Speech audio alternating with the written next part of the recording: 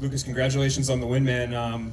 I guess for us fans, that was a fun one to watch, but for you, was that also kind of fun, kind of getting in those exchanges? You just seemed like you were a step ahead in a lot of the grappling. Absolutely, yeah, it was a lot of fun.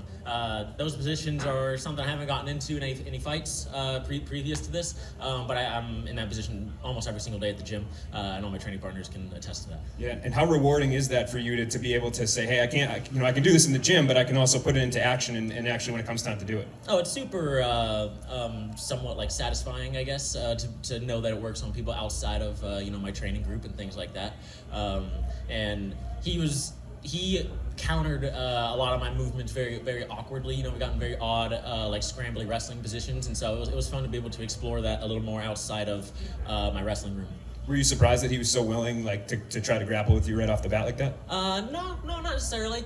We've been waiting for someone to. I've gone against higher level jiu-jitsu guys who refuse to do any jiu-jitsu at all, or even try anything. So I was happy as soon as any sort of contact happened. He wasn't necessarily just trying to get up. He was trying to grapple me back, which opened up things for me. But it was an interesting, different look. For people that don't have the jiu-jitsu knowledge that you do, can you kind of explain what was going on there at the end when were you just kind of adjusting your grip? Was it just a matter of time? Like, can you walk us through the last 10 seconds or so when you were struggling?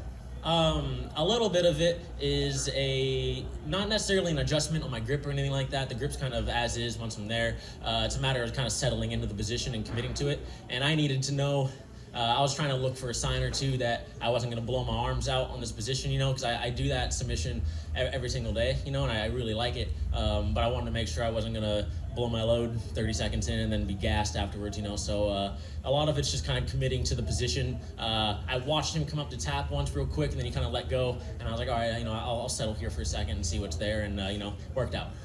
Right. I believe this is your third different submission in your last 3 submission wins. You've had like an anaconda arm, head and arm, and I think you had a triangle choke or rear naked choke at some point. You're putting, like, it seems like no matter when you get to the canvas, you can pretty much finish this no matter what position, correct? If I'm around your neck, I'm pretty happy. Yeah. Regardless of position-wise where I'm at, I'm pretty comfortable regardless of where you're going to put me jiu-jitsu-wise. So going off of that, moving forward, you're going to get guys now, I assume the more submissions you get, they're not going to be willing to maybe go to the grounds like this. So now how prepared are you? Like, say he didn't want to go, could you keep us on the feet? I mean, I don't think anyone I've gone against, if I'm being totally honest, has wanted to go to the ground at all. They definitely weren't willing.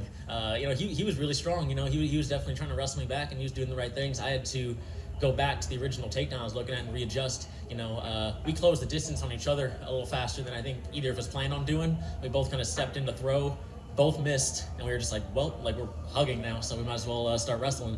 And we kind of got in there on accident, and what happened. But yeah, I mean, I don't expect anyone after this to be willing to go to the ground anyways, unless there's someone with more of a jiu-jitsu background, someone a little more like the Ghazali's or something like that, guys that are real jiu-jitsu guys. Outside of that, no one really wants to go to the ground, and I'm happy with that because I'll make it happen. So.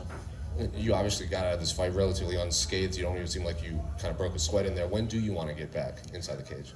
I give myself about a month. To, still train, but, eat something off my diet, kind of chill for a little bit, do what I want to do, and then get myself back into a 3-month camp. So, probably very end of probably May, early June, something like in that kind of time range.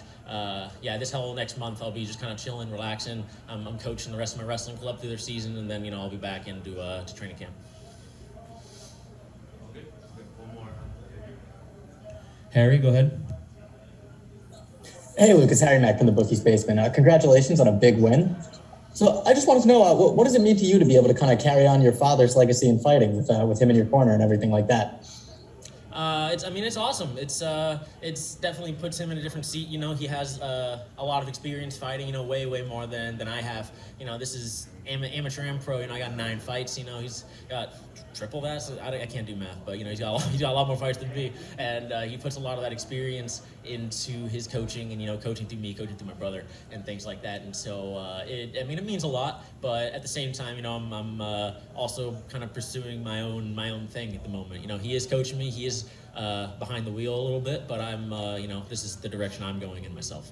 All right, Lucas, that's the last one, man. Thanks for the time. Awesome, thank you.